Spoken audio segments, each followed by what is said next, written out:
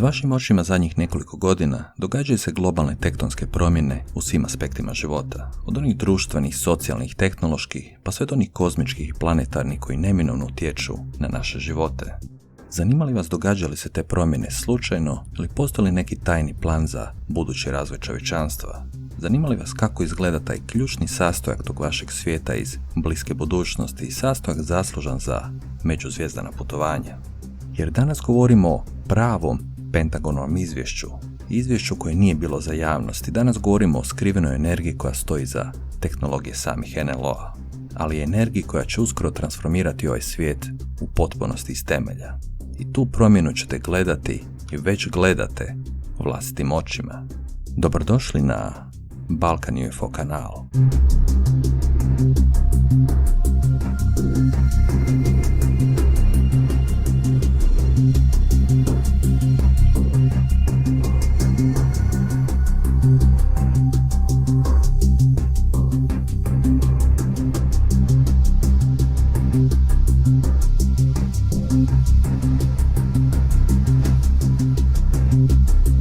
Znate li što je to zero point energija ili u prijevodu energija nulte točke? To je znanstveni naziv za energiju koja će transformirati ovaj svijet. Pogledajte prostoriju u kojoj se nalazite ili otvoreni prostor ako se trenutno nalazite u njemu i mjesto gdje trenutno gledate ovaj video. Zanemarite vaš namještaj u prostoriji i razmislite na trenutak o prostoru koji se nalazi između vas i vaših očiju i ekrana na kojem gledate ovaj video. Primjećujete li taj prazan prostor? U tom naizgled praznom prostoru nalazi se zrak, mješavina plinova koji se sastoje od 78% dušika, 21% kisika, 0,9% argona i 0,03% ugljik dioksida, uz još nekoliko plinova u tragovima. Uz zrak u vašoj prostoriji možete pronaći druge raznorazne čestice materije, poput obične prašine recimo. Izvucimo svu tu nevidljivu materiju atoma u obliku plinova nevidljivih vašem oku. Što smo dobili? Sterilni vakuum bez vidljive materije. Što je taj nevidljivi prostor ispred vaših očiju?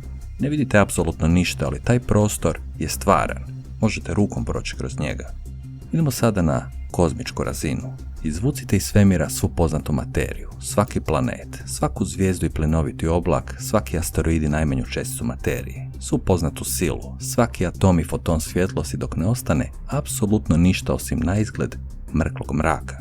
Spustite temperaturu tog naizgled praznog prostora na apsolutnu nulu koja iznosi minus 273.15 stupnjeva jer niže od toga ne ide, dobit ćete mrtvo crnilo i apsolutno ništavilo bez ikakve aktivnosti.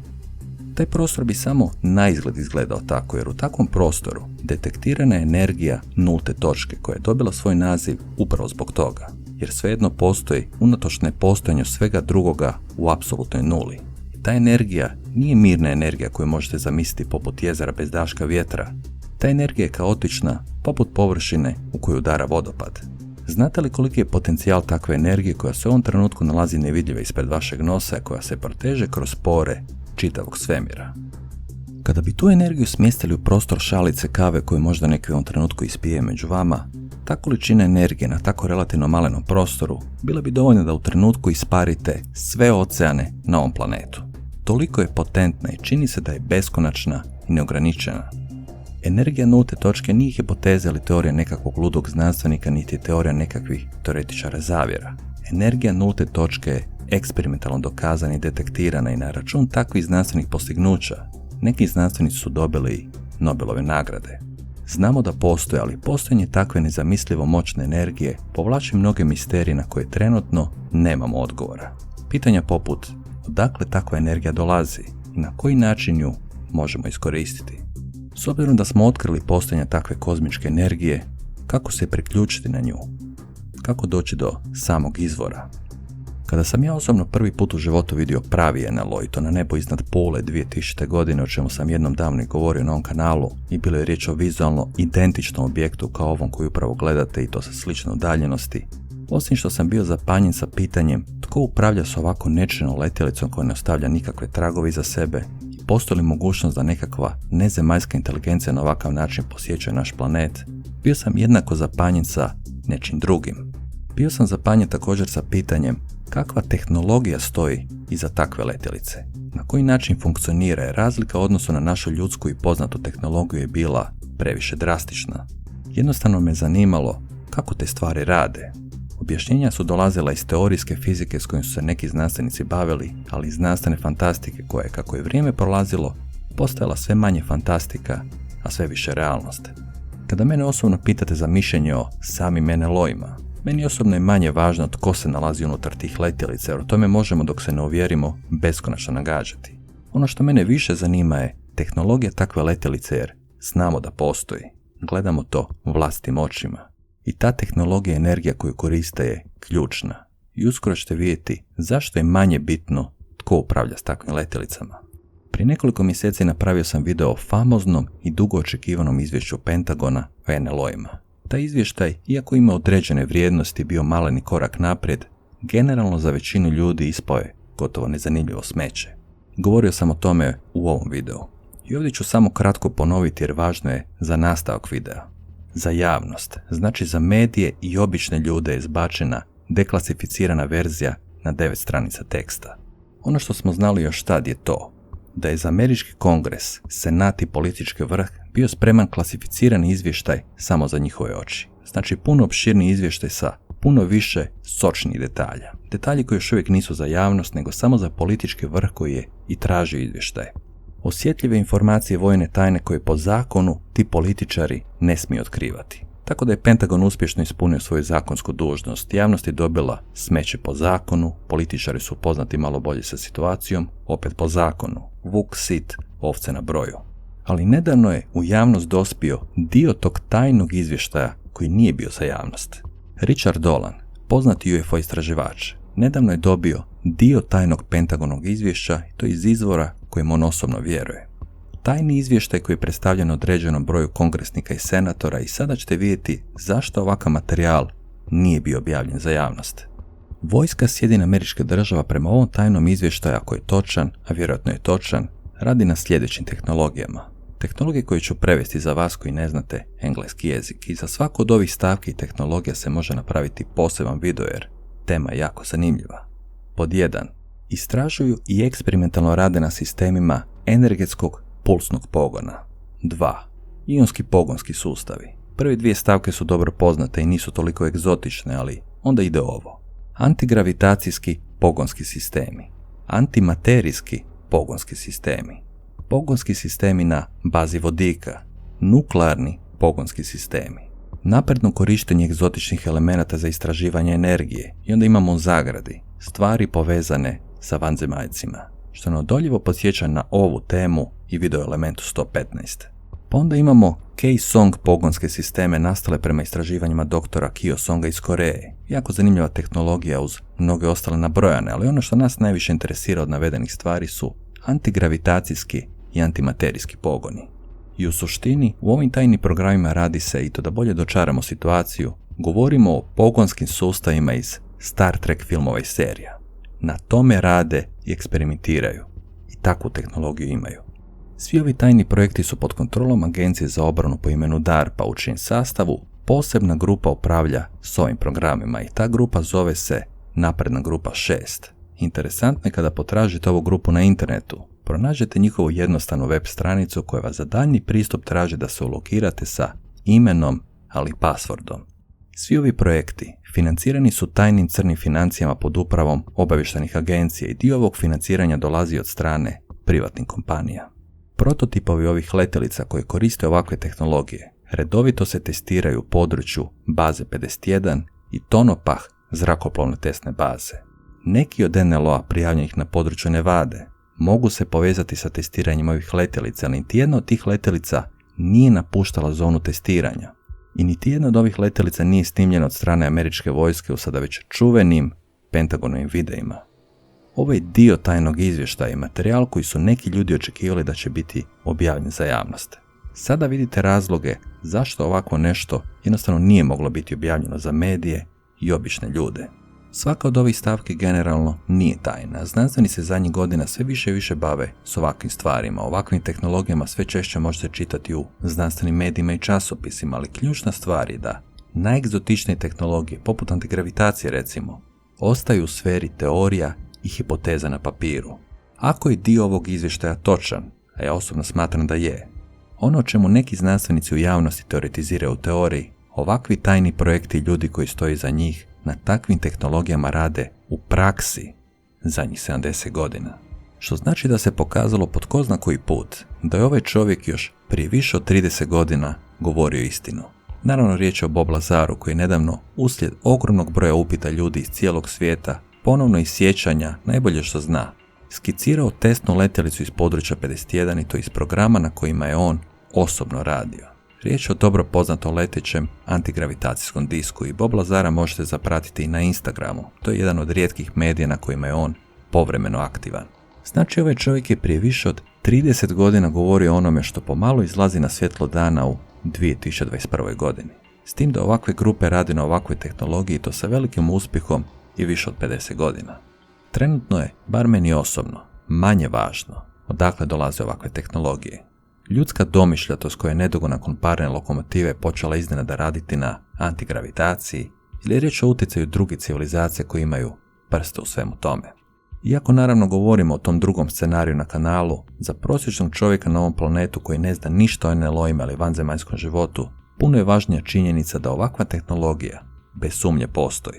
To je ono najvažnije za ovaj planet i prosječnog stanovnika jer upravo će takvi ljudi ostati najviše zapanjeni i iznenađeni sa budućim događajima. Događaji koji su po svemu sudeći pomno isplanirani.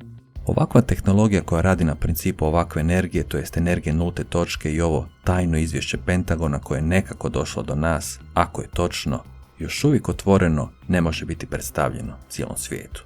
Oni jednostavno ne mogu sazvati ekskluzivnu presicu za novinare iz cijelog svijeta i reći: vidite što imamo, vidite što smo otkrili, svi naši energetski problemi su riješeni, znanstvena i energetska revolucija je pred nama. Ljudi koji stoji za ovakvih programa i agendi sigurno nisu glupi neinteligentni ljudi jer takav potez bi urušio svjetsko gospodarstvo i ekonomiju. Takav potez bi izazvao kaos koji bi lako moguće odveo do globalnog rata. Zamislite samo što bi se dogodilo milionima ljudi koji rade u naftnoj industriji recimo, autoprijevoznicima i drugim transportima naftnih derivata, arapskim državama i velikim saveznicima SAD-a čije najveće bogatstvo dolazi upravo od te iste nafte. Nafte bez koje bi bili na razini nekih afričkih i sirotinskih država. Mislite da bi milioni ljudi, ali najveće energetske korporacije, mirno gledale svoje urušavanje, a nafta je samo dio mnogih i drugih problema. Problema poput sigurnosti recimo. Kako se današnje najveće nuklearne sile ponašaju prema ostatku svijeta i državama koje žele svoj nuklearni program? Zamislite da Iran napravi arsenala raketa sa nuklearnim naoružanjem. Mislite da bi SAD i Izrael to mirno promatrali? Nuklearne energije naoružanje su dječje petarde u odnosu na energiju nulte točke i njezin potencijal. Kao što se nuklearna energija može koristiti u pozitivne i negativne svrhe, na isti način se može koristiti energija nulte točke. Ako najveće nuklearne sile ne toleriraju posjedovanje nuklearnog naoružanja kod određenih država, što mislite kakva opasnost bi prijetila kada bi se neke države, recimo na čelu sa nekakvim nestabilnim vođom, dokopale reaktora koji radi na energiju nulte točke?